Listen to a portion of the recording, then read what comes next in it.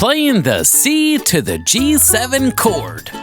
We learned about the C chord and understand that we must place our third finger on the third fret of string number 1. Then we strum all of the strings and voila! We have a C chord. Now we are learning about a G7 chord. And the G7 chord is a tough chord to play. We need 3 fingers down firmly against the strings in order to sound a G7 correctly. Let's relate the C chord to the G7 chord to help us out. Step 1. Make the C chord with finger 3 on the 3rd fret of string 1. Then slide the 3rd finger to the 2nd fret of the same string. Boom! That's where finger 3 must move in order to get the G7 chord started in the right direction. Step 2.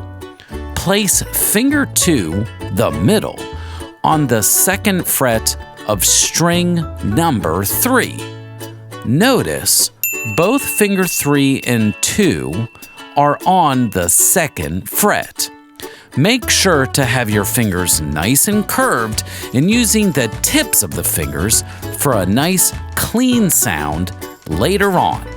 You may notice as you are putting finger 3 and 2 down, your pointer finger is probably pointed upward toward the ceiling.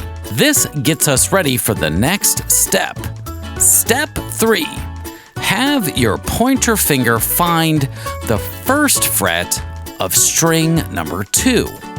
Now you should have all 3 fingers down in the correct spot. Once these fingers are down, give all the strings a strum to produce a G7 chord. It's a tough chord to play and it may not have a clean sound right away. But keep working on pressing the fingers firmly into the strings so that they touch the fretboard and eventually you can get a nice, clean G7 sound. So, that's how to play the G7 chord. It's time to practice!